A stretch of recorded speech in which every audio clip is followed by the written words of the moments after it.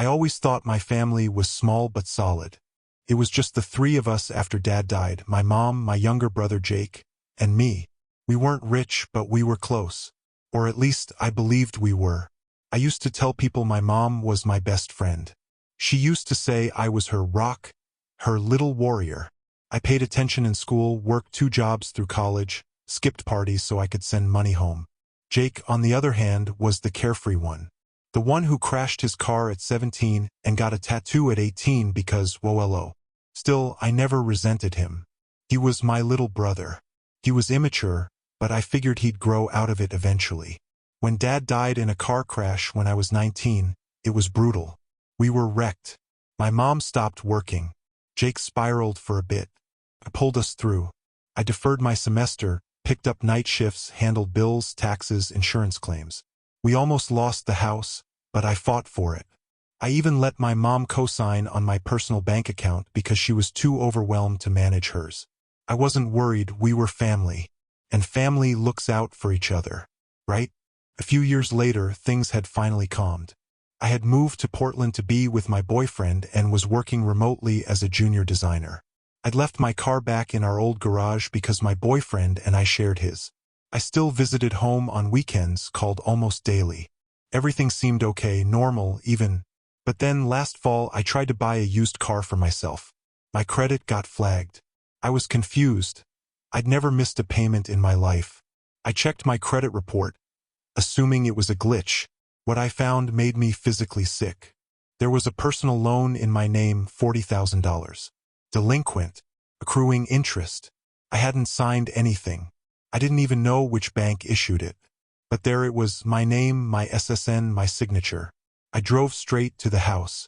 I was shaking the entire way. I remember walking in, heart pounding, documents in hand. My mom was watching TV. Jake was on his phone. I dropped the papers on the table. I didn't even yell. I just asked, "What is this?" My mom looked at it, then back at me. And then, "I will never forget this," she said. "We needed it. Jake was in trouble. You're the only one with good credit." Just like that.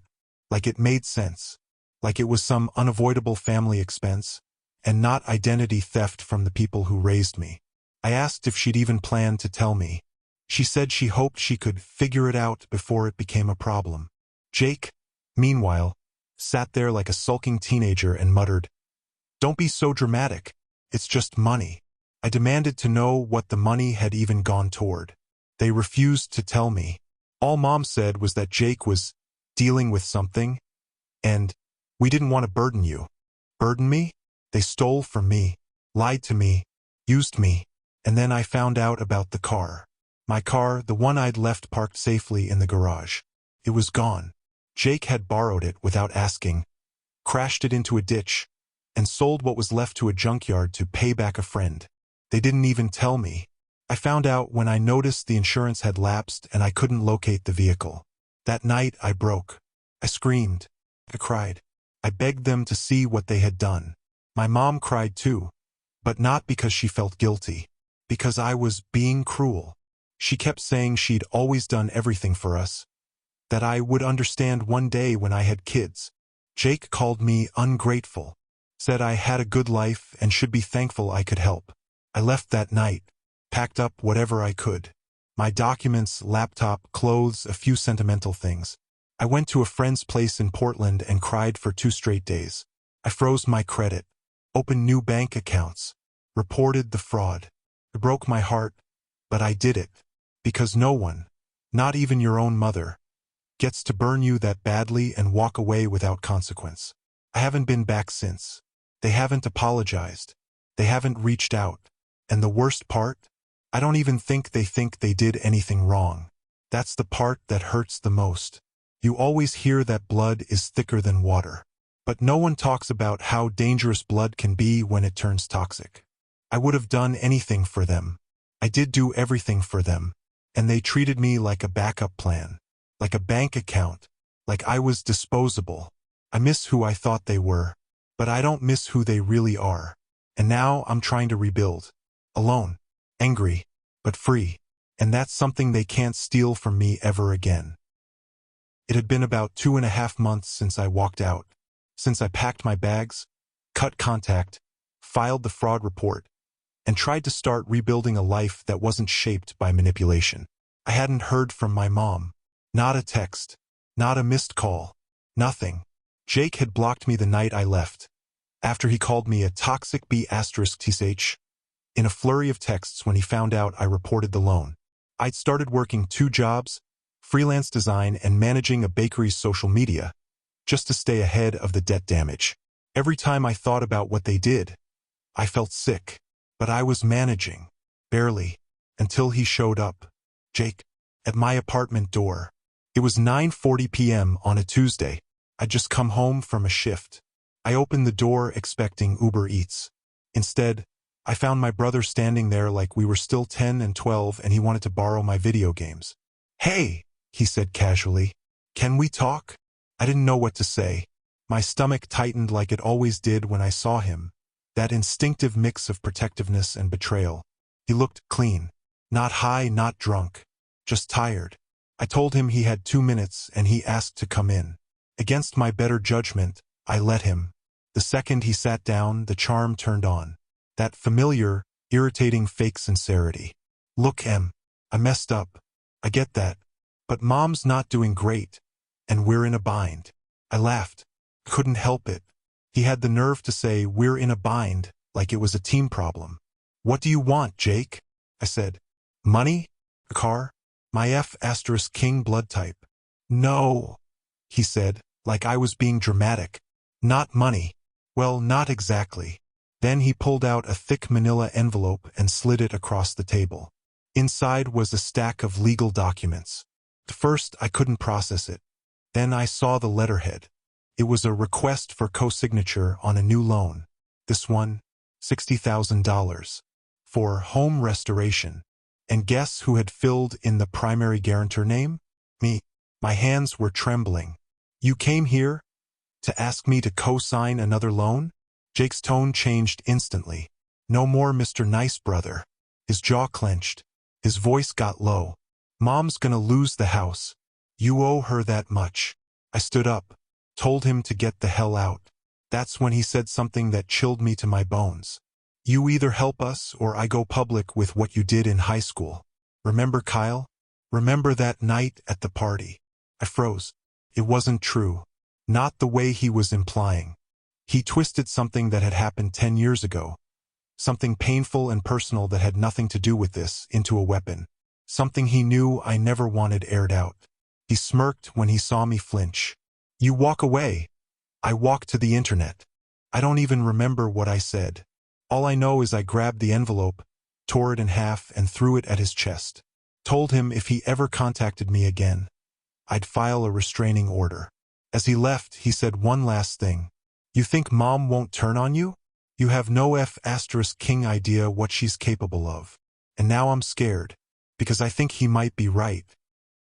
It had been a week since Jake showed up at my apartment and left me reeling. I hadn't slept properly since. Every time I closed my eyes, I heard his voice. "You have no idea what she's capable of." I didn't want to believe him. For all the hurt, for everything she'd allowed, enabled and stolen. My mother was still my mother. Surely she wouldn't, but I was wrong. I came home from work that Friday to find a thick white envelope shoved halfway under my apartment door. The return address, Clark and Morgan Family Law. My stomach sank. I tore it open and read the first page, and felt my entire body go cold. It was a formal notice of legal intent to pursue financial damages filed by none other than my mother. She was suing me, her daughter. The grounds? Financial abandonment, neglect of familial duty, unlawful freezing of shared assets, and the worst, emotional distress caused by sudden eviction and abandonment by a dependent adult child. She was painting herself as the victim, as if I had somehow harmed her by cutting her off after she stole $40,000 in my name. As if I had evicted her when I left the house I was paying for and had every right to walk away from. As if she had suffered some unimaginable heartbreak watching her golden child finally say, "No." And the piece de resistance? She was demanding $85,000 in damages, for pain and suffering, loss of stability, and future hardship caused by the defendant's reckless abandonment of familial obligations. I sat on my apartment floor for 2 hours, numb, not crying, just stunned. Do you know what it feels like to be sued by the person who birthed you? To realize that this person not only doesn't love you anymore, but wants to financially destroy you? I called my lawyer. Thank God I'd gotten one when I first filed the fraud report. He took one look at the claim and said it was weak, manipulative, and a desperate attempt to guilt-trip you into financial submission. But it still had to be answered. And worse, now all the fraud claims I'd filed against her were under legal scrutiny, meaning she was trying to turn the whole thing into a he-said/she-said mess that would get thrown out of court unless I had hard proof. Which, I had some, not all. The original bank documents were shaky. The forged signature? Sloppy, yes, but not obviously fake unless examined closely. And because she'd been co-signed on the account when it happened, her lawyer was spinning a narrative that I'd verbally agreed, and was now trying to avoid responsibility. It was disgusting. It was strategic. And it was terrifyingly effective. What really tore me apart wasn't just the lawsuit. It was the letter she included with the documents, handwritten in that familiar loopy script from my childhood birthday cards. It said, "You left us. That hurt more than anything. But this is what you wanted, separation. So now we're making it official." It ended with, "You're not my daughter anymore. Not love, Mom. Not regretfully. Not, I hope we fix this someday." Just that. Final. Cold. Surgical. I wanted to scream. Not because I wanted her love anymore, but because I finally saw her for what she truly was, and I hated that a part of me still wanted her to apologize. Still wanted her to look me in the eye and say, "I'm sorry," but that was never going to happen. I realized in that moment, they weren't trying to fix anything. They were trying to break me, and I wasn't going to let them. I'm writing this after 3 hours of sleep and half a bottle of red wine. I'm emotionally wrecked, but for the first time in months, I'm not afraid. I'm angry. After the lawsuit and the letter, the final "you're not my daughter anymore," I broke. Not in the way they wanted, though. I didn't collapse into guilt or silence. I broke open. Something inside me snapped, like the last frayed string holding me back from seeing the full picture. There were too many loose ends. The loan fraud, the missing money from my old savings account, my crashed car and Jake's vague repayment. The weird silences when I asked about Dad's death back then. How it all got swept under the rug so fast. And the fact that even now they were coordinated like a unit, trying to destroy me legally, financially, emotionally. I needed answers. So I hired a private investigator. Felt crazy at first. Like, who does that? Who hires a PI on their own family? But something in my gut told me, there's more here. So much more. His name was Tom. Ex-cop. Quiet. Listened more than he spoke. I gave him everything. Account numbers, dates, addresses, emails, the name of the officer who handled my dad's accident a decade ago. 3 weeks passed. And then Tom came back. Pale, shaken, and angry on my behalf. The first bombshell? My mom had taken out 2 life insurance policies on my dad 6 months before his death. One was through her job, the other a private policy. Both paid out just under $500,000 total. She told me we barely got anything. That the funeral and hospital bills had cleaned out everything. That she had to use my college savings just to survive. That was a lie. She received $500,000 and drained my college fund anyway. And guess where a good chunk of it went? Jake's first drug rehab. Not that I would have minded had she been honest. But she wasn't. She hid it. She lied. And she told me to drop out and be strong for the family, while they sat on a gold mine. The second bombshell? The car accident that killed Dad? Wasn't as clean as she made it sound. Yes, it was technically ruled an accident. A brake failure.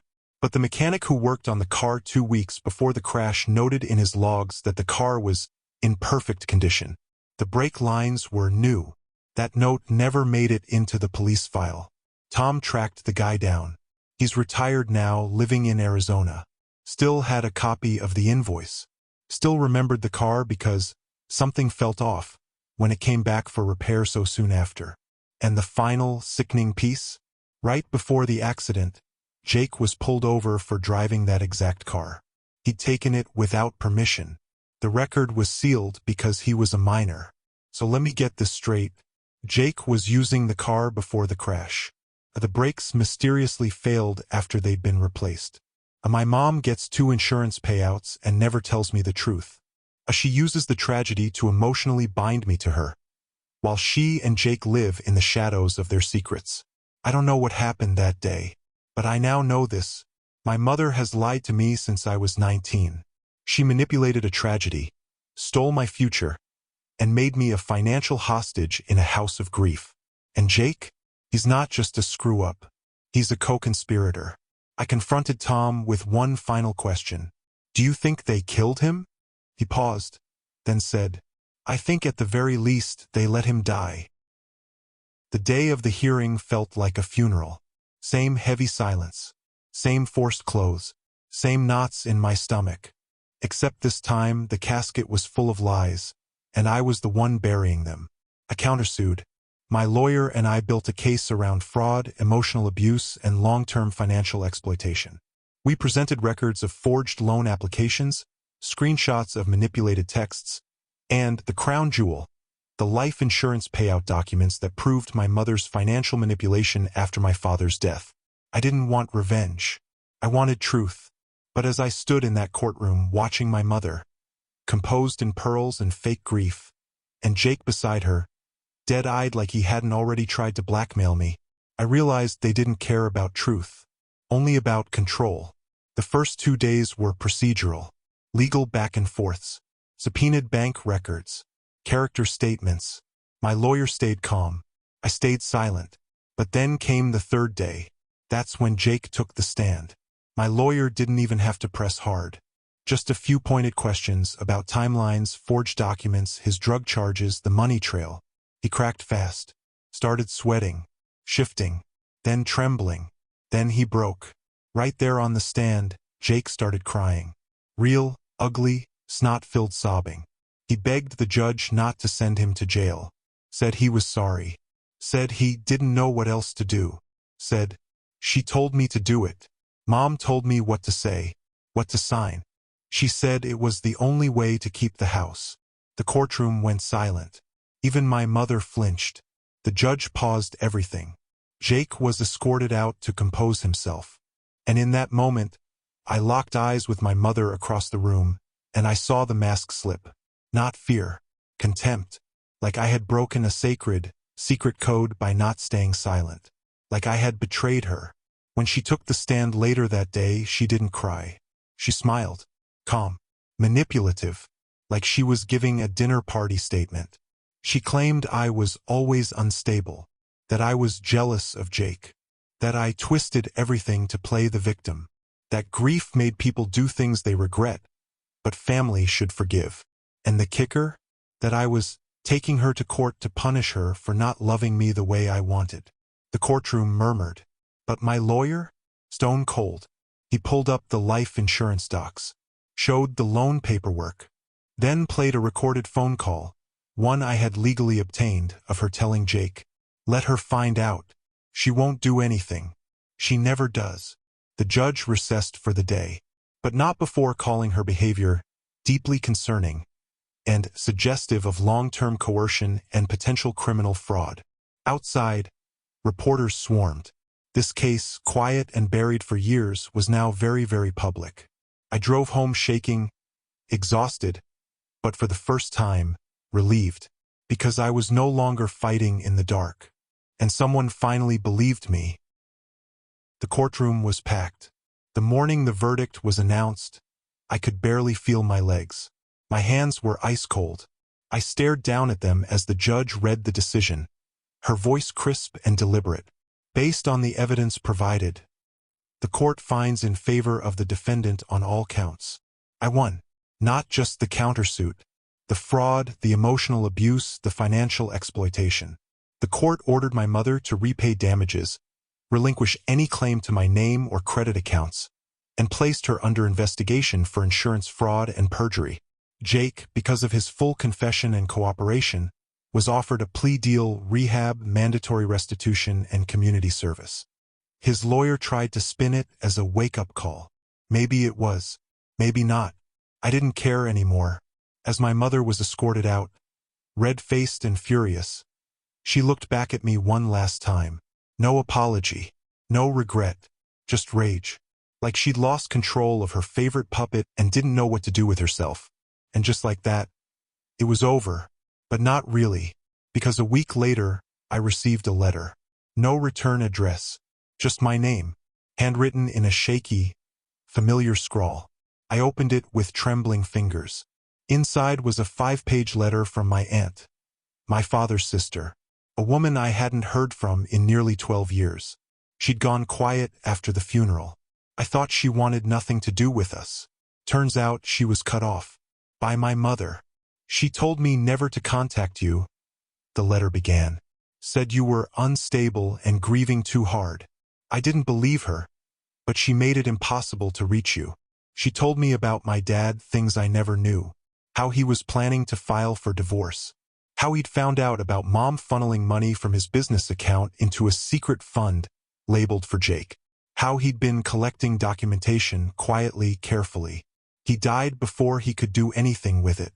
He told me the night before the accident. If something happens to me, promise me you'll look after Em.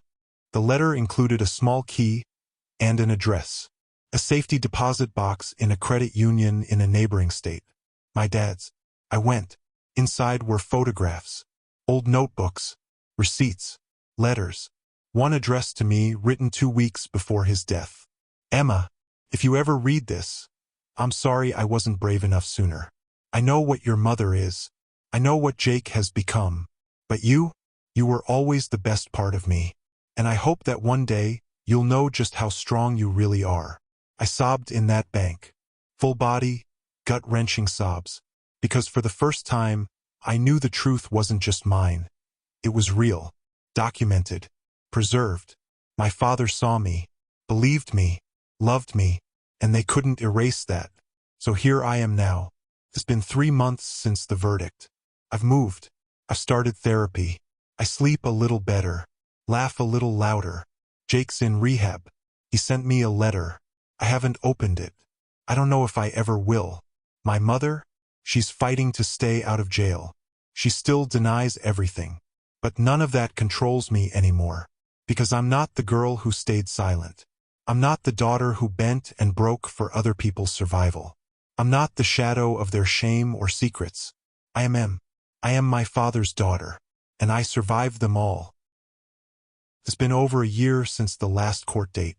I now live in a different state. Different job. Different apartment. Still carry the same name, though I've debated changing it more times than I can count. But I've decided not to because that name, my name, is mine now. Not hers. Not his. Not something stolen or manipulated. Mine. Therapy helped. Not in a magical fix-everything kind of way, but in the teaching me how to breathe again kind of way. I stopped blaming myself for their decisions. For loving too much. For staying too long. For hoping when I should have let go. I still have days when I wake up angry. Days where I wish my dad had spoken louder, acted faster, left a bigger warning. I still walk past families in cafes and wonder what it would have felt like to have a mother who loved me without expecting a sacrifice in return. But I also have days where I feel light, where I decorate my tiny bookshelf without thinking of who's going to judge my choices, where I laugh over bad coffee with friends who don't know the full story and never ask, where I look at my reflection and don't flinch. I ended up opening Jake's letter. It wasn't long. I don't expect you to forgive me. I just wanted to say you were right. I let her poison me. I let her turn me into a monster. But I'm trying to remember who I was before all of it. I hope you never forget who you are. I still haven't responded. Maybe one day. Maybe never. I met someone recently. No romance. Not yet. Just soft smiles and long walks and someone who doesn't treat my silence as something broken. Just space. And that, more than anything, feels like healing. As for my mother, I don't think about her much anymore. She lost the case. The criminal investigation is still ongoing. But even if justice comes crawling in the slowest way possible, I've already won. Because I broke the cycle. Because I'm free. Because for the first time in my life, I'm not surviving for someone else's approval. I'm living for me.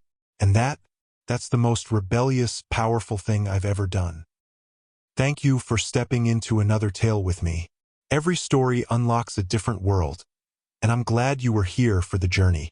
If you enjoyed the story, don't forget to like, share, and subscribe to my stories Unchained, where every ending is just the beginning of another adventure. Until next time, keep your mind open and your heart ready for the next story, Unchained.